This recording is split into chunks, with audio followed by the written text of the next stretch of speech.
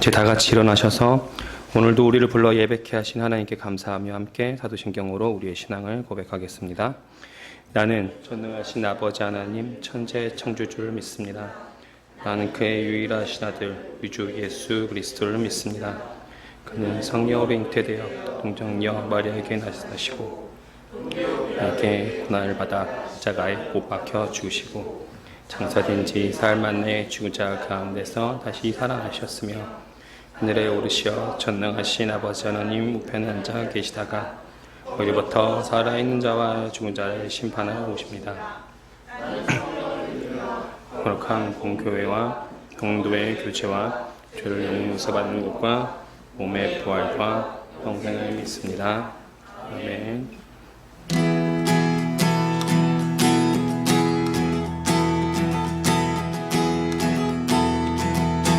주와 같이 길 가는 것, 주와 같이 길 가는 것 즐거운 일 아닌가. 우리 주님 걸어가신 발자취를 밟겠네.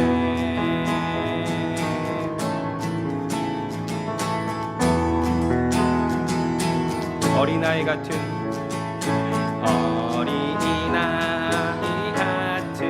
우리 미련하고 약하나 주의 손에 이끌리어 생명길로 가겠네. 날마다 주님 따라가리. 한 걸음씩 또 한 걸음씩 주님 나와 영원히 함께 하시니 기쁨으로 걸어가. 날마다 주님 따라가리. 한 걸음씩 또 한 걸음씩 주님 나와 영원히 함께 하시니 기쁨으로 걸어가리. 꽃이 피는 들판이나 꽃이 피는 들판이나 험한 골짜기라로 주가 인도하는 대로 같이 가겠네. 날마다 주님 따라가리. 한 걸음씩 또 한 걸음씩 주님 나와 영원히 함께 하시니 기쁨으로 걸어가. 날마다 주님 따라가리. 한 걸음씩 또 한 걸음씩 주님 나와 영원히 함께 하시니 기쁨으로 걸어가. 날마다 주님 따라가리.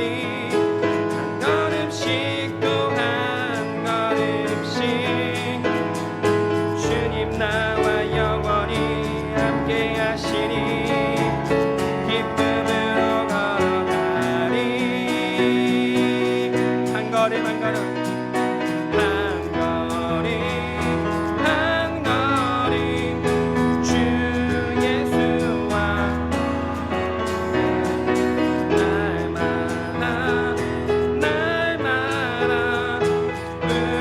우리는 걷겠네. 한 걸음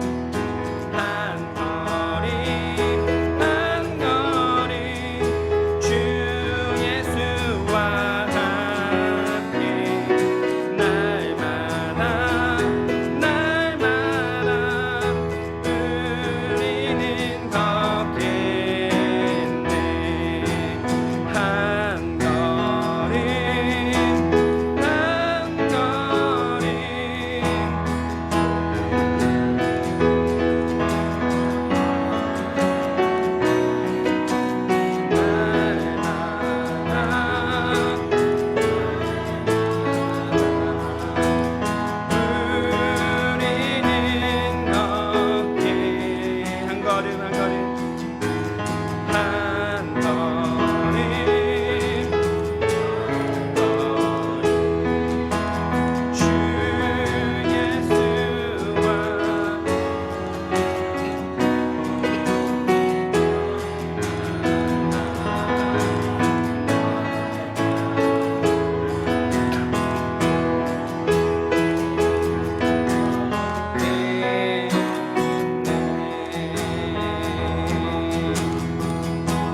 향하신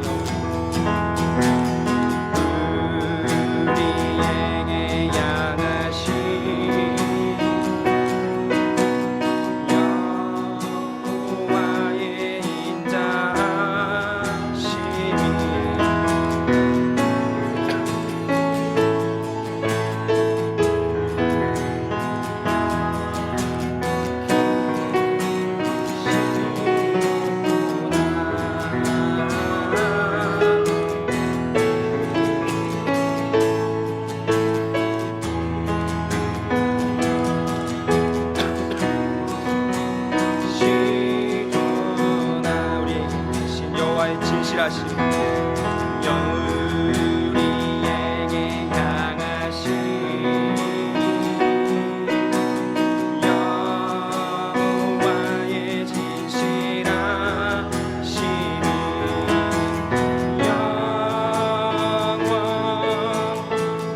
여호와의 진실하심이 여호와의 계획하신 우리에게 향하신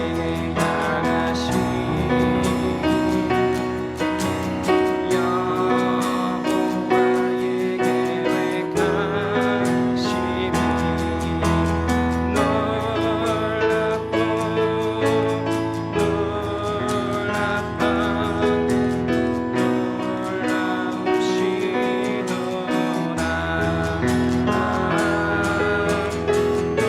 놀랍고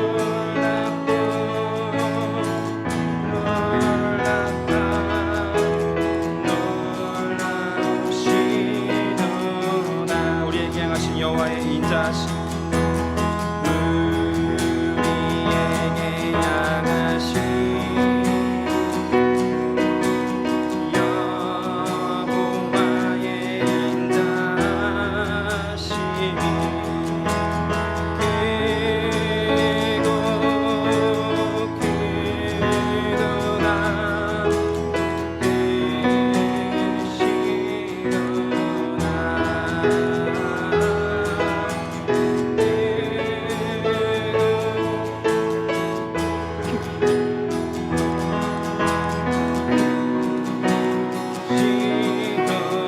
진실하신 우리에게 향하신 여호와의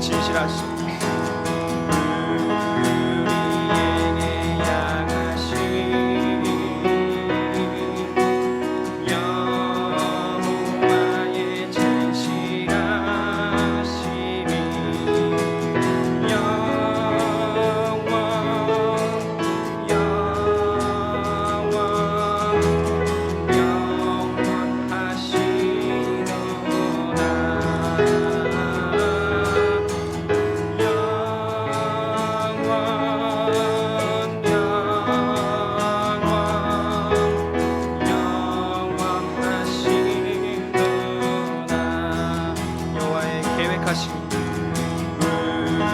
우리에게 향하신 여호와의 계획하심이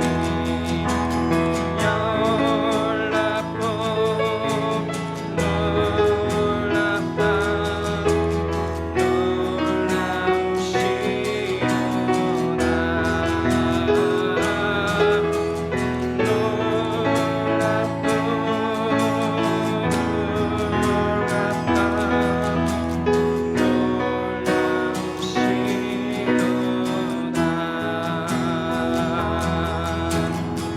주의 보좌로 날 주의 보좌로 나갈 때에 어떻게 나가야 할까 나를 구원한 주의 십자가 그것을 믿으며 가네 주의 보좌로 주의 보좌로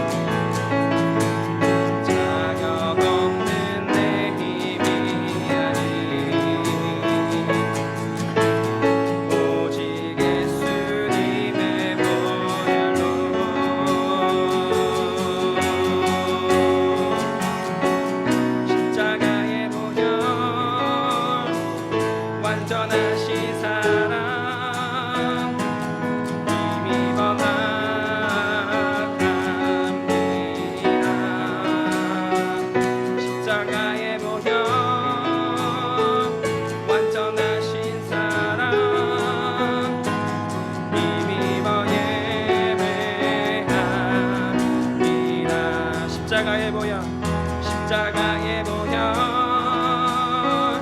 완전하신 사랑 힘입어 나갑니다. 십자가의 보혈 완전하신 사랑 힘입어 예배합니다. 십자가의 보혈 십자가의 보혈 완전하신 사랑 힘입어 나갑니다.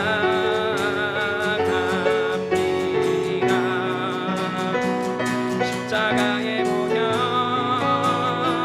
완전하신 사랑 힘입어 예배합니다. 십자가의 보혈 십자가의 보혈 완전하신 사랑 힘입어 나갑니다. 십자가의 보혈 완전하신 사랑 힘입어 예배합니다. 십자가의 보혈 십자가의 보혈 완전하신 사랑 힘입어 나갑니다.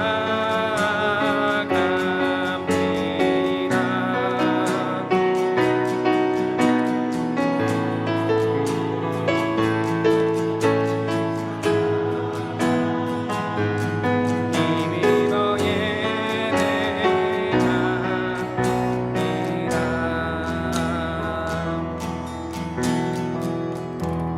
아멘. 계속해서 침묵으로 기도하시겠습니다.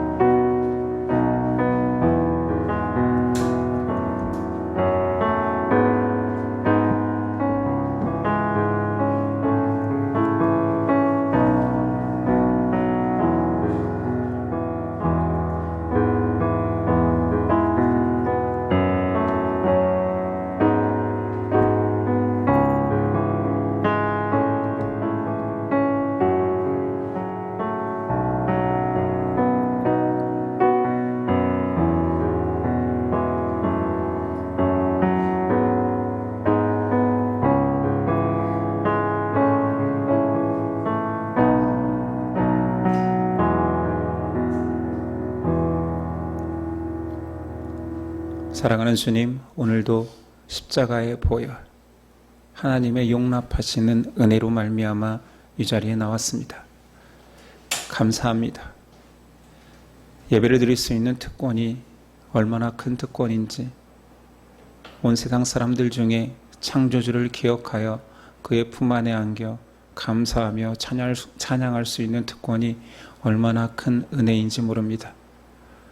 한 주간을 살아가며 우리가 그 특권을 누리지 못하고 은혜를 망각할 때가 있었습니다. 우리 죄를 용서하여 주시고, 그러나 이 자리에 나와 다시 하나님을 기억하오니 우리에게 믿음 허락하옵소서.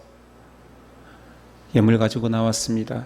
이 예물 하나님의 나라의 확장을 위하여서 우리와 같은 은혜와 사랑을 모르는 자들에게 전파될 수 있도록 사용되게 하옵소서. 하나님, 말씀이 필요합니다. 우리는 항상 갈증합니다. 오늘도 말씀으로 새 생명력을 허락하옵시고 그 말씀에 순종할 수 있는 믿음도 주시옵소서. 기대하오며 예수 그리스도 이름으로 기도드립니다. 아멘. 우리 일어나셔서 십계명 낭독이 있겠습니다. 하나님이 이 모든 말씀으로 말씀하여 이르시되 나는 너를 애굽 땅 종 되었던 집에서 인도하여 낸 내 하나님 여호와니라. 제1은 너는 나 외에는 다른 신들을 내게 넣지 말라. 제2는 너를 위하여 새긴 우상을 만들지 말고 또 위로 하늘에 있는 것이나 아래로 땅에 있는 것이나 땅 아래 물속에 있는 것에 어떤 형상도 만들지 말며 그것들에게 절하지 말며 그것들을 섬기지 말라. 제3은 너는 내 하나님 여호와의 이름을 망령되게 부르지 말라. 제4는 안식일을 기억하여 거룩하게 지키라. 제5는 내 부모를 공경하라. 제6은 살인하지 말라. 제7은 간음하지 말라. 제8은 도둑질하지 말라. 제9는 내 이웃에 대하여 거짓 증거하지 말라. 제10은 내 이웃의 집을 탐내지 말라. 예수께서 이르시되 내 마음을 다하고 목숨을 다하고 뜻을 다하여 주 너희 하나님을 사랑하라 하셨으니 이것이 크고 첫째 되는 계명이요 둘째도 그와 같으니 내 이웃을 내 자신같이 사랑하라 하셨으니 이 두 계명이 온 율법과 선지자의 강령이니라. 아멘.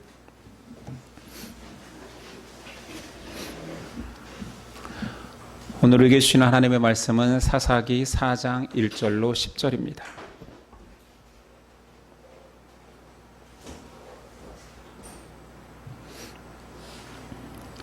구약성경 사사기 4장 1절에서 10절까지 1절부터 저와 여러분들이 한 절씩 교독하겠습니다. 4장 1절입니다. 에훗이 죽으니 이스라엘 자손이 또 여호와의 목전에 악을 행하매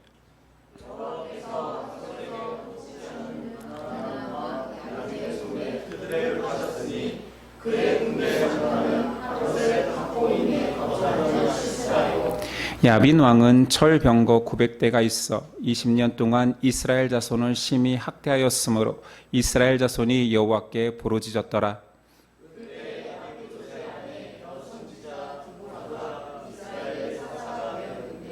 그는 에브라임 산지 라마와 베델 사이 드보라의 종려나무 아래에 거주하였고 이스라엘 자손은 그에게 나아가 재판을 받더라.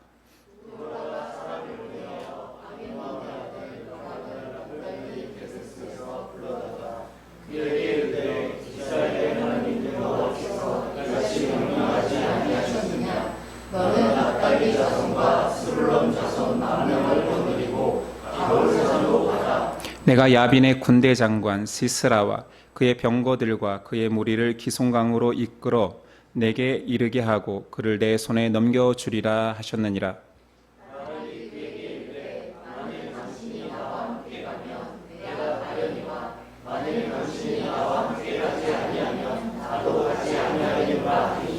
이르되 내가 반드시 너와 함께 가리라. 그러나 네가 이번에 가는 길에서는 영광을 얻지 못하리니 이는 여호와께서 시스라를 여인의 손에 파실 것임이니라 하고 드보라가 일어나 바락과 함께 게데스로 가니라.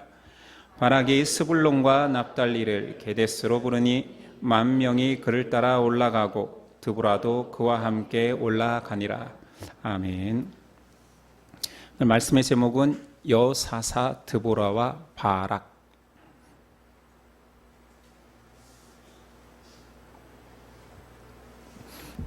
여사사 드보라와 바락이라는 제목으로 은혜 나누겠습니다. 사사기에는 우리가 잘 알다시피 계속되는 죄악의 반복 패턴이 나오고 있습니다. 반복적으로 죄악을 짓고 심판을 받아 하나님의 구원을 받는다라는 말은 다른 말로 표현하면 반복적으로 나타나는 은혜의 패턴이기도 합니다. 이스라엘은 또다시 사사가 사라지자 악을 행합니다. 1절 에훗이 죽으니 이스라엘 자손이 또 여호와의 목전에 악을 행하매.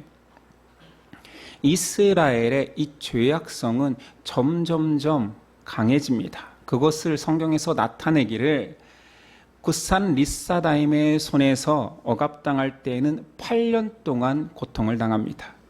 모압암 에글론에게는 18년 동안, 그리고 오늘 말씀 하소랑 야빈에게서는 20년 동안 고통당한다 표현합니다.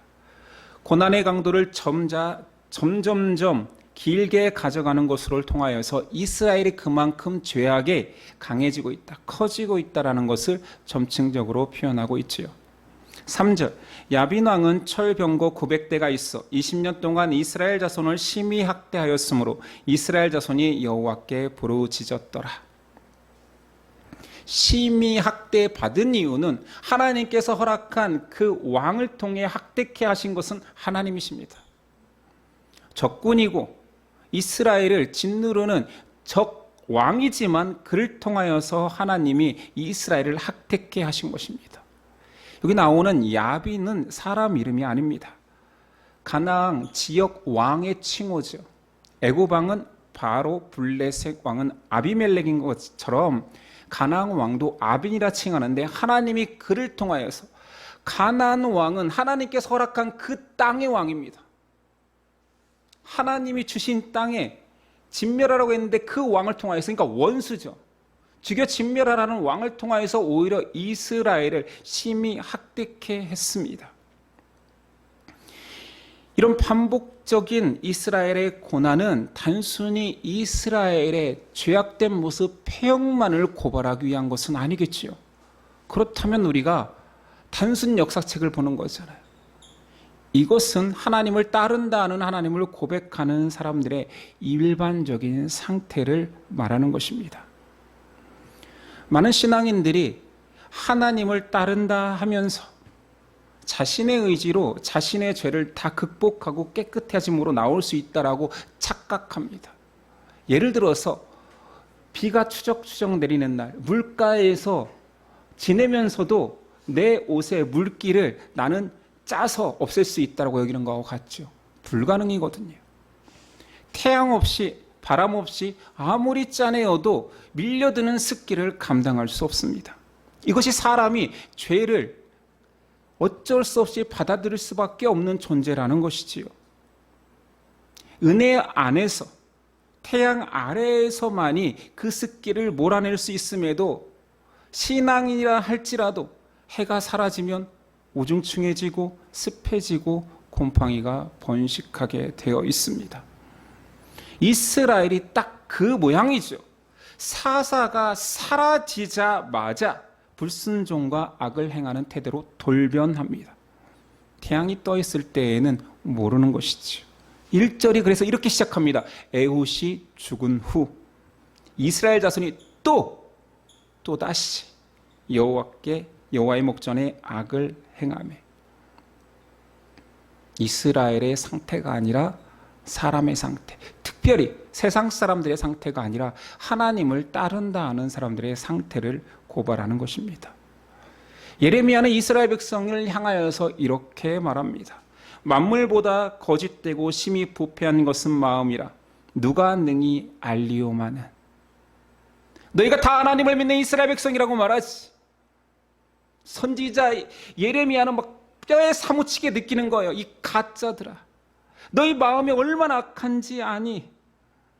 거짓되고 심히 부패한 것이 마음이야. 너희 마음으로 정말 하나님께 나아가 본 적이 있니라고 고발합니다.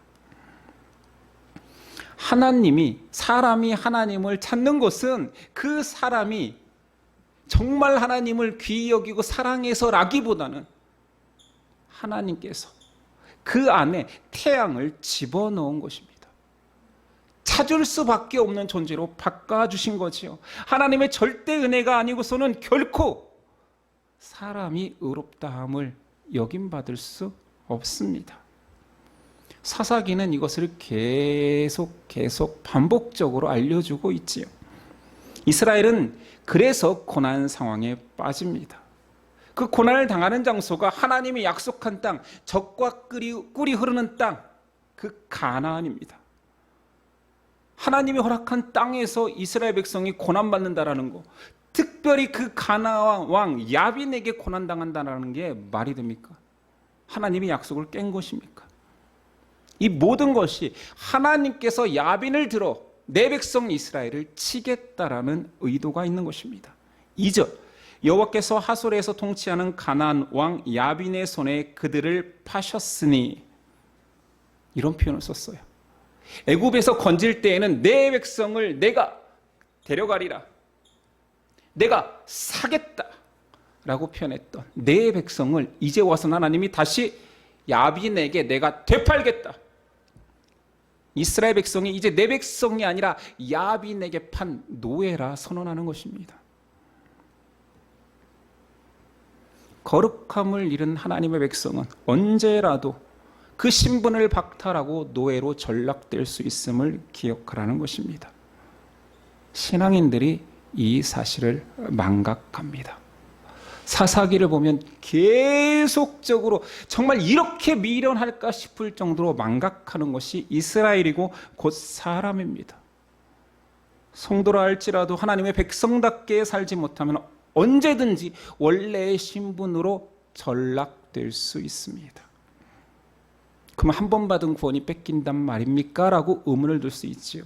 굉장히 신학적이고 어려운 질문이지만 선택받은 자는 믿음 안에 거하는 자는 그 믿음을 빼앗기지 않지만 문제는 많은 신앙인들이 선택받았다라고 착각한다라는 거지. 과정 중에 있는데 아직 믿음의 정수 가운데 믿음을 완전히 소유하지 못한 자들이 교회 다니면 믿음을 가진 것처럼 교회만 다니면 천국에 갈 것처럼 착각하는 이스라엘 백성의 모습이 너무 많다라는 것입니다. 이스라엘 백성의 절대 다수가 그러했던 것처럼 이제 구원을 위해서 하나님께서 한 사사를 준비하는데 유명한 여사사 드보라입니다.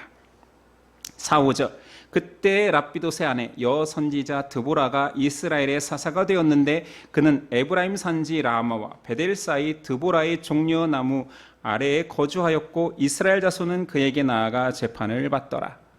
자, 우리가 사사기 개론을 할 때 사사라는 말은 판관, 그래서 공동성경에는 아예 사사기라고 이름하지 않고 판관기, 재판하는 사람들, 하나님이 택하여서 이스라엘을 이끄는 자들을 사사라 판관이라 한다 했습니다.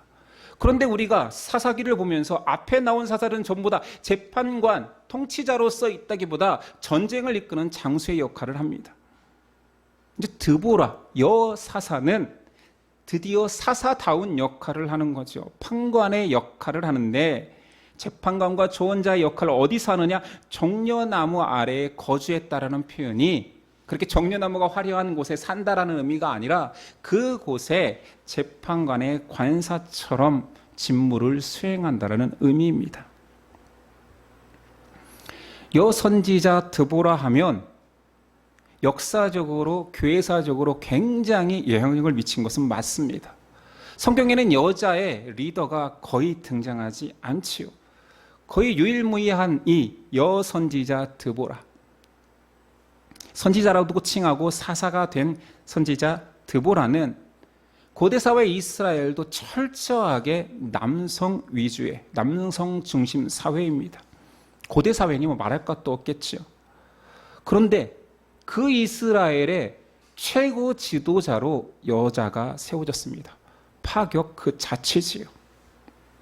실제로 여선지자, 사사가 된 드보라로 인하여서 한국교회 안에도 여성 목사 안수의 귀한 인물이에요. 우리 교단은 여자 목사가 존재하잖아요. 성경에 그런 예가 없더라면 아마 허락되지 않았을 것입니다. 그런데 드보라가 혁혁한 공로를 세운 거지. 그러나 신약에는 히브리서 11장은 믿음의 용사들의 이름이 거론되는데 거기에도 사사들의 이름이 등장하는데 기드온, 바락, 삼손, 입다만 등장합니다. 드보라가 빠졌어요. 여전히 이스라엘은 드보라를 그렇게 귀한 인물로 여기지는 않습니다. 심지어 그 앞에 11장 믿음의 용사에 기생 라합도 들어가는데 드보라는 없습니다. 성경을 보면 알겠지만 실제로 드보라가 굉장히 큰 역할을 하였다 또는 믿음의 모습을 보였다라는 모습은 등장하지 않습니다. 이스라엘은 지금 전쟁 상황에 있기 때문에 가장 필요한 사사의 역할은 재판관이 아니라 장수입니다. 전쟁을 이끌어갈. 그렇다면 하나님의 의도가 있겠죠. 장수로도 설 수 없는 그 여성을 왜 하나님은 사사로 세우셨을까요? 그 하나님의 의도를 알 수 있는 첫 번째 내용은 사사기 앞부분부터 여기까지 오는 과정 속에서 알 수 있습니다. 앞서 본 사사들 한번 볼까요? 오른손에 장애를 가졌던 왼손잡이 에훗, 농사나 짓고 있던 소를 치던 소 막대기를 가지고 적을 물리쳤던 삼갈, 그리고 전쟁 시에는 자기 자신도 지키기 힘든 여자 전쟁통에서는 무능인 취급당하는 그 여성이 사사가 되었습니다. 하나님의 의도가 보이지 않습니까? 많은 사람들이 사사기를 일반적으로 읽으면 작은 자, 미천한 자, 못난 자를 통하여서 하나님 놀라운 일을 하신다라고 이상하게 해석합니다. 윤리적으로 해석하지. 근데 성경의 진의는 그것이 아닙니다. 사사기의 관점은 순종하는 하나님의 백성이 없다입니다. 찾기 힘들다. 잘나고 유능한 남성들 어디 있느냐? 얼마나 없으면 내가 장애인을 들어서 장수를 세우겠느냐? 농사꾼을 세워서 적장을 죽이게 하겠느냐? 그리고 오늘 말씀에 와서 얼마나 이스라엘에 리더를 세울 만한 하나님의 사람인 남성이 없어서 내가 여자를 리더로 세우겠느냐? 핵심 포인트가 바로 이것입니다. 이스라엘에 순종하는 자를 찾기 어렵다. 그래서 드보라의 믿음과 순종에 대한 언급의 내용은 없습니다. 목적이 못난 이스라엘을, 그들의 불순종을 적나라하게 폭로하기 위함인 거지. 그 하나님의 의도성을 계속 나오는 말씀에서 또 한 번 나타냅니다. 6절 이하입니다. 드보라가 사람을 보내요. 드보라가 직접 전쟁을 이끌 수 없으니 사람을 보내서 아비노함의 아들 바락을 전장의 리더로 세웁니다. 장수로 세운 거지요.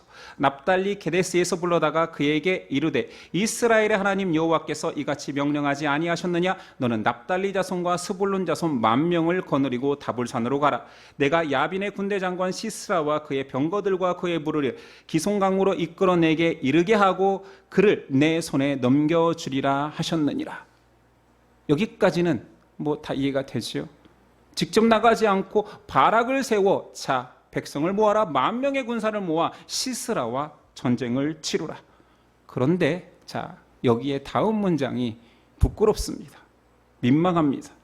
바락이 그에게 이르되 만일 당신이 나와 함께 가면 내가 가려니와 만일 당신이 나와 함께 가지 아니하면 나도 가지 아니하겠노라 하니. 이 부분을 읽으며 남자들은 고개를 숙여야 됩니다. 민망해서 낯뜨거워져야 됩니다. 드보라가 바락을 세우고 하나님께서 너를 통하여서 승리케 하신다 가라 했는데 당신이 안 가면 안 갈래요. 당신이 같이 가주지 않으면 못 갑니다라고 말합니다. 천국 가면 제가 바락 선배를 만나겠죠? 그래도 한 말씀 올리겠습니다. 천국이니까 용서해 주시겠죠. 지금 같으면 호통을 치겠지만 꼴불견입니다. 남자 망신을 다 시키고 있어요. 차라리 가지 말지. 차라리 거절하지. 그럼 못 가겠습니다 하고 뭐랄까요? 그냥 깔끔하잖아요. 가긴 가겠는데 당신이 같이 안 가면 절대 못 갑니다. 엄마 없으면 아무 데도 안 갈래라는 정말 어린아이 같지 않습니까? 이름은 바락바락 우길 것 같은데 마마보이 바락 그렇게 외우십시오. 천국 가서 혼나겠지만 바락을 어떻게 외운다고요? 바락바락 우길 것 같은데 마마보이 바락. 드보라가 잘 어르고 달래서 순종케 하지만 경고를 합니다. 9절 이르되 내가 반드시 너와 함께 가리라. 그러나 내가 이번에 가는 길에는 영광을 얻지 못하리니 이는 여호와께서 시스라를 여인의 손에 파실 것임이리라 하고 드보라가 일어나 바락과 함께 게데스로 가니라. 같이 갑니다. 그러나 예언을 하지요. 네가 장수로 목숨 걸고 전장을 이끌겠지만 너의 영광은 이번에 없다. 그리고 그 영광을 누가 취하느냐? 시스라를 여인의 손에 파실 것임이라. 내용을 읽어보면 알겠지만 적장 시스라는 한 여인 야엘의 손에 죽습니다. 모든 영광을 그 여인이 갖지요. 아니 목숨 걸고 참여하는 전장에서 장수는 영광을 받아 마땅한데 드보라가 예언하는 것입니다. 그렇게 믿음이 없어서야, 그렇게 하나님을 신뢰할 수 없어서야, 내가 같이 간다마는 영광은, 순종하는 그냥 여인네 한 명에게 갈 거야 라고 예언하시지요. 보십시오. 하나님이 얼마나 철저하게 성경에 디테일하게 기록하는 내용들이 남성으로 대표되는 이스라엘 전체의 믿음 없음을 폭로하고 있습니까? 오늘 주제가 그렇다면 못난 남성들을 대신하여 잔다르크처럼 용맹하게 일어난 여성의 믿음을 칭찬하는 것입니까? 아닙니다. 그건 사사기의 주제가 아니니까요. 모든 승리의 주체는 여전히 하나님이십니다. 다 이긴, 다 허락된 하나님의 땅, 순종하기만 하면 영원히 영광을 누릴 수 있고 하나님과 함께하는 그 땅에서조차, 하나님이 인도하시는 땅에서조차, 하나님의 군대 장관이 그 전쟁을 이기는 승리의 전장에서조차 이스라엘은 단 한 번도 믿음을 발휘하지 않고 여호수아 이후로는 믿음의 사람을 찾아볼 수가 없다. 찾을 수가 없다.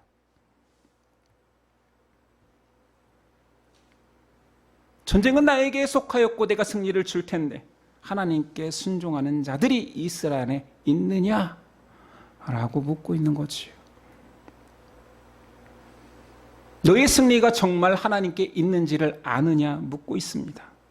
개인과 나라의 흥방성쇠가 하나님의 손에 있으니, 창조주의 손에 있으니 너는 나를 순종할 수 있느냐 묻고 있는데 거기에 반응하는 이스라엘 백성이 없는 것입니다.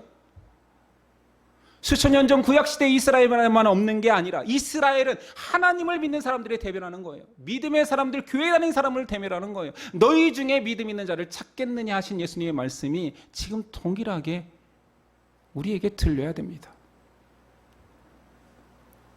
누가 하나님의 백성입니까? 교회 다니는 사람을 본다라면 저요 다 할 수 있지요. 하나님의 백성을 부를 때 여러분은 저요 손 들 수 있습니까? 제가 여기 있사오니 하나님 저를 마음껏 쓰세요. 순종하겠습니다 할 수 있는 하나님의 백성을 찾기가 어렵다.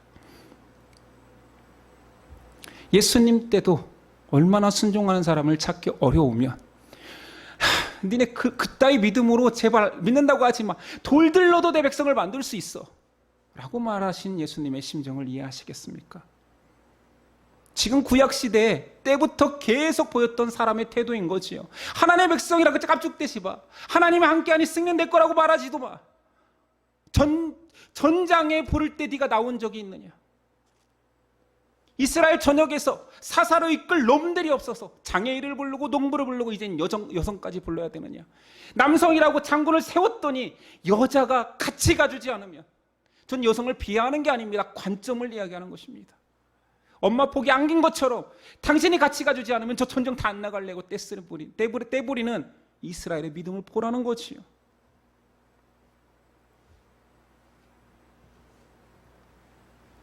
하나님은 전쟁 승리가 목적이 아닙니다. 나를 신뢰하는 자, 나를 순종하는 자를 찾을 수 있겠느냐?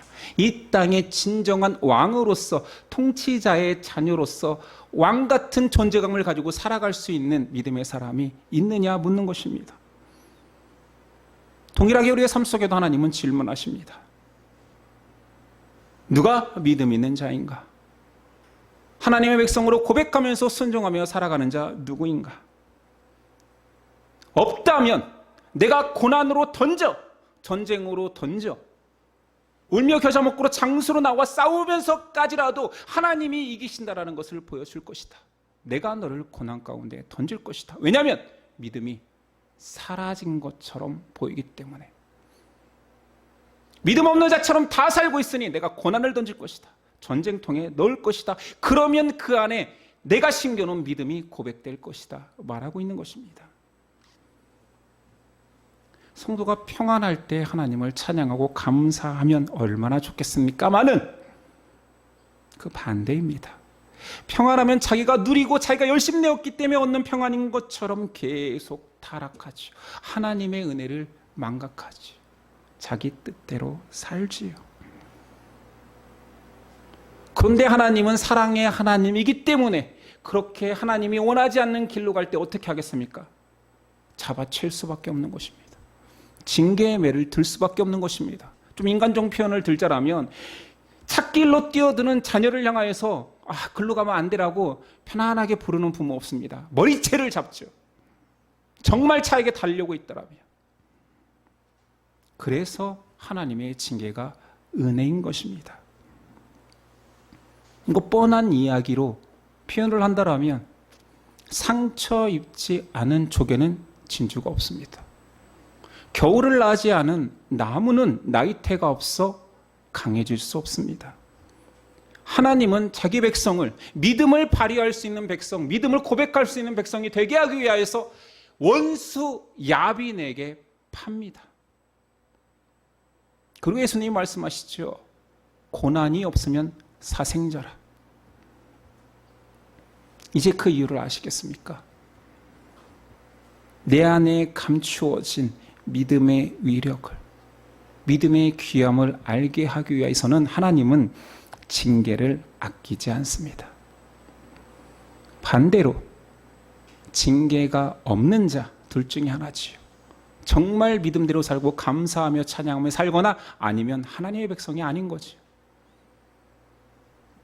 평안을 좋아하지 마십시오. 형통을 좋아하지 마십시오. 하나님의 백성이 아닐 가능성이 큽니다. 예수님이 거짓말 하시겠어요? 고난이 없으면 친자식이 아니라 친자가 아니라 사생자라. 하나님은 크십니다.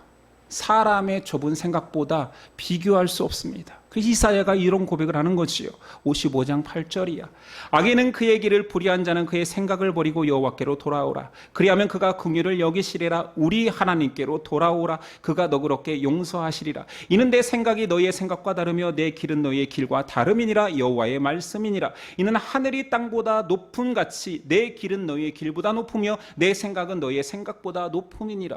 하나님은 크고 높기 때문에 우리가 이해할 수 없는 방식으로라도 우리를 이끄십니다. 물 가운데로 달려가고 있는 개미에게 우리가 외치면 그 개미가 물가로 안 가서 안 빠져 죽겠습니까? 그런데 하나님은 그 방식을 사용하신다니까요.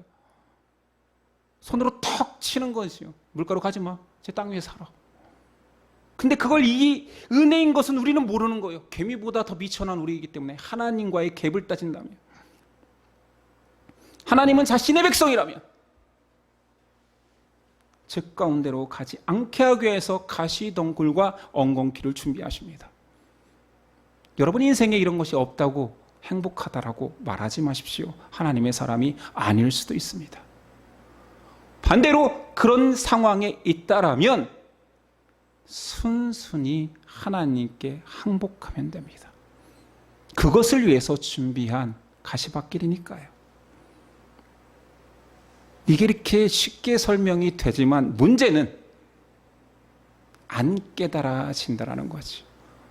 벌써 사사기 4번째 사사가 나오고 똑같은 패턴의 말씀이 계속 나오고 있는데 이스라엘은 드보라 다음에 사사가 나올 때 죄악의 패턴들이 안 나올까요? 또 반복되지 않을까요? 똑같습니다. 사실은 이 이름하고 등장인물만 바꾸고 내용은 다 똑같습니다. 저는 이 똑같은 설교를 계속 해야 됩니다. 왜냐? 이스라엘이 깨닫지 못하기에. 사람이 교만하여서 하나님의 뜻을 분별하고 회개하지 않기 때문에. 그렇게 깨닫지 못하는 이스라엘 사람들 속에 신약에는 깨닫는 자들, 순종하는 자들, 기꺼이 하나님 앞에 돌아오는 자들의 고백이 있습니다. 대표적으로 바울의 고백을 한번 들어봅시다. 얼마나 귀한지.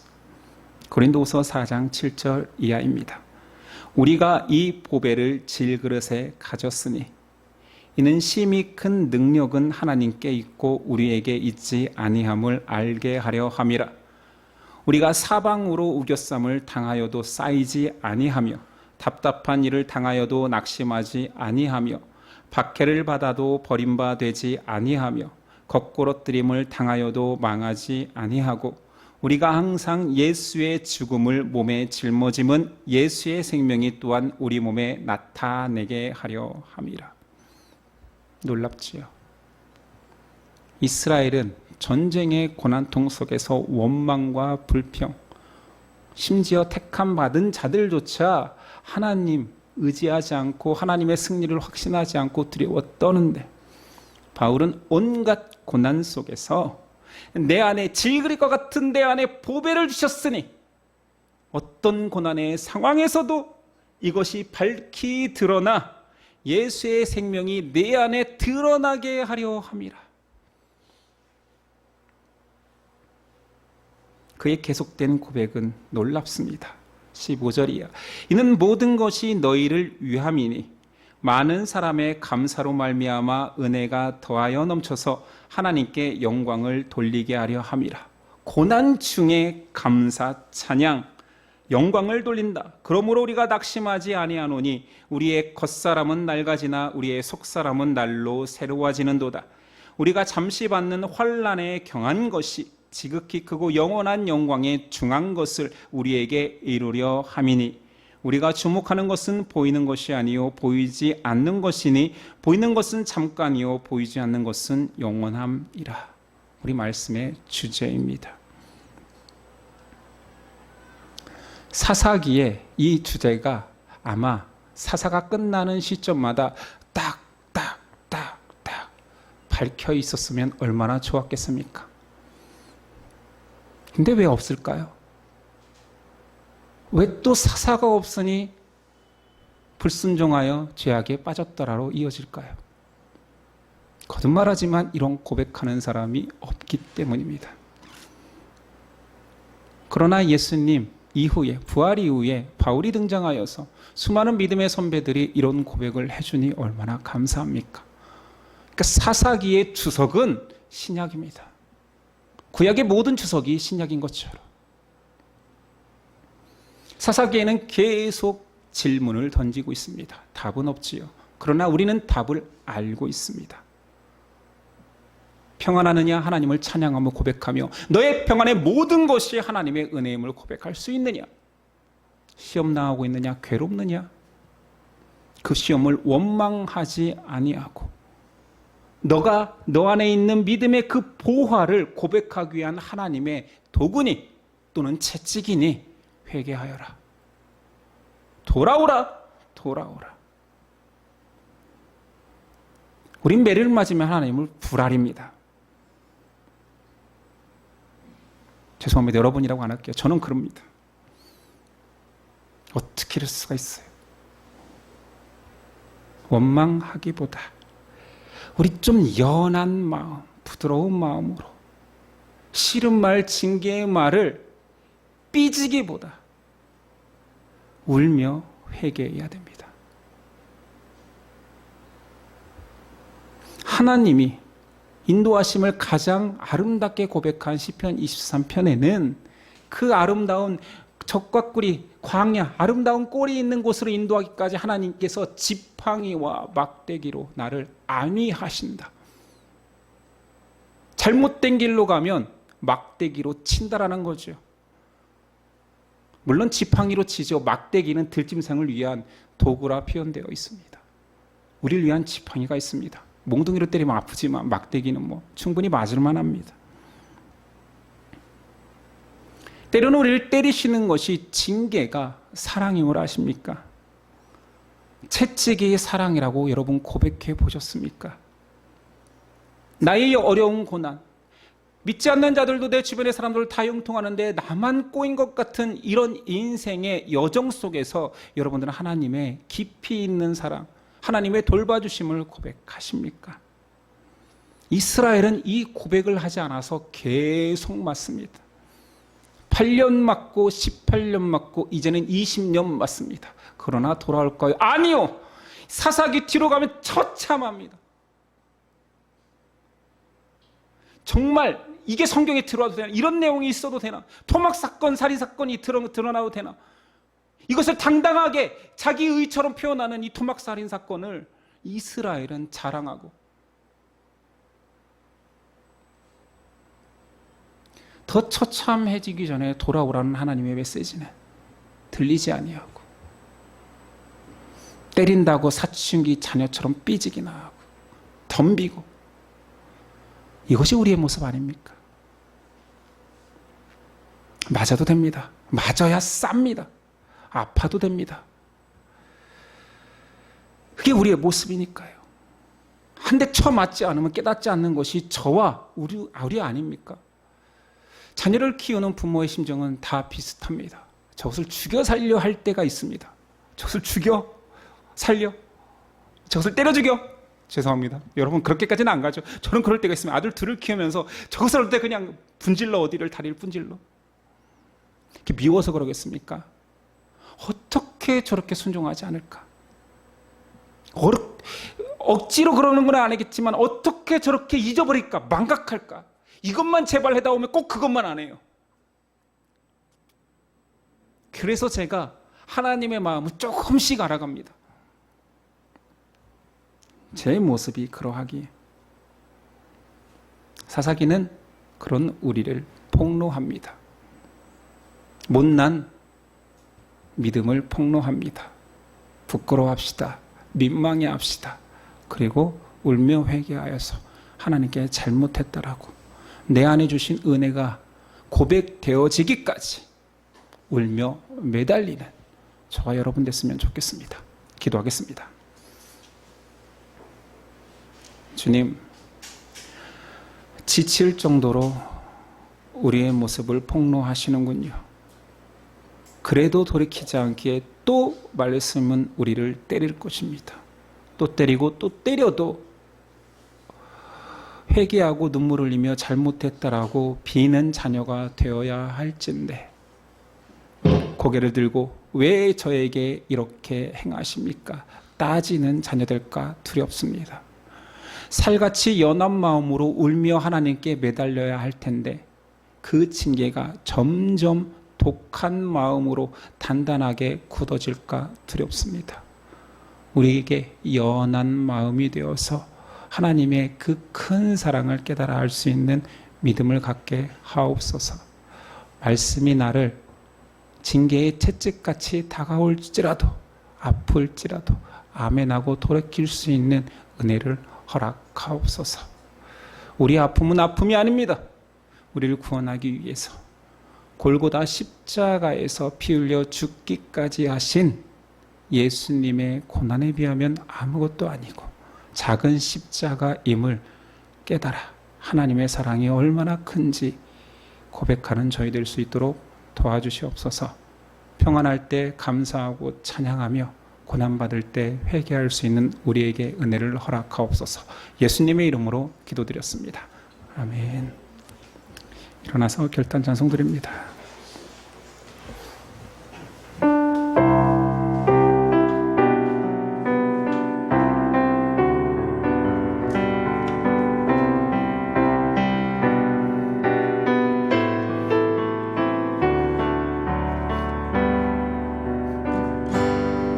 세상에 유혹이 내게 몰려올 때 나의 힘으론 그것들 모두 이길 수 없니.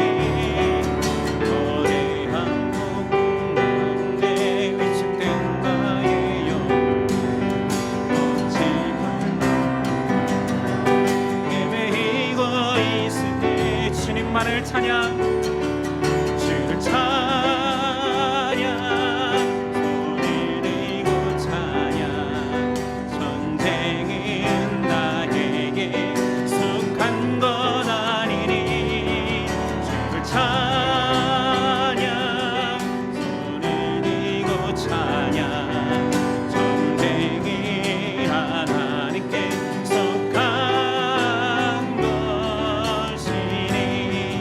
거짓과 속임수로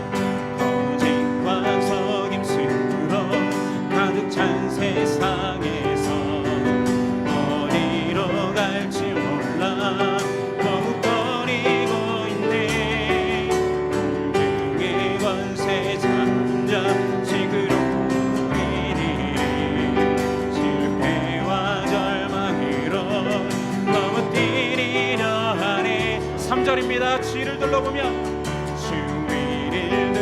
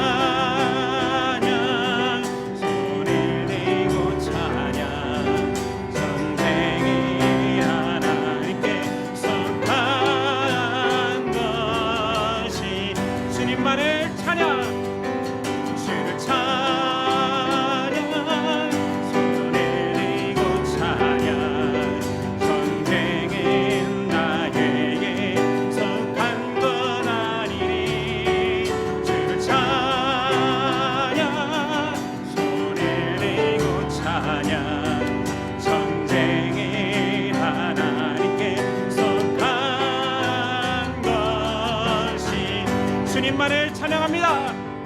주를 찬양 소리 내고 찬양 전쟁이 나에게 속한 것 아니니 주를 찬양 소리 내고 찬양 전쟁이 하나님께 속한 것이니 주님만을 찬양 주를 찬양 소리 내고 찬양 전쟁인 나에게 속한 것 아니니 주를 찬양 소리 내고 찬양 전쟁인 하나님께 속한 것이니.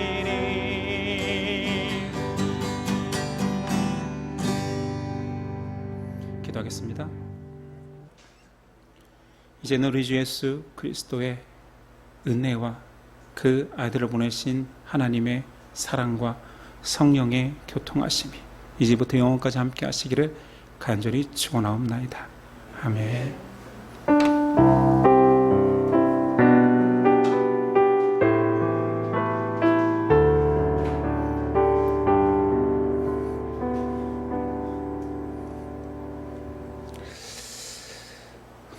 우리 옆 사람과 우리 인사했으면 좋겠습니다.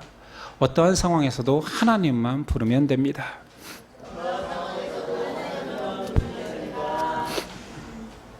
한 가지 인사만 더 하겠습니다. 위기 때 하나님께 살려달라 하겠습니다. 네, 그런 겸손한 마음으로 신앙하는 우리 되었으면 좋겠습니다. 오늘은 2월 첫째 주 전체 모임이 있습니다. 예배를 마치겠습니다. 한 주간도 승리하십시오.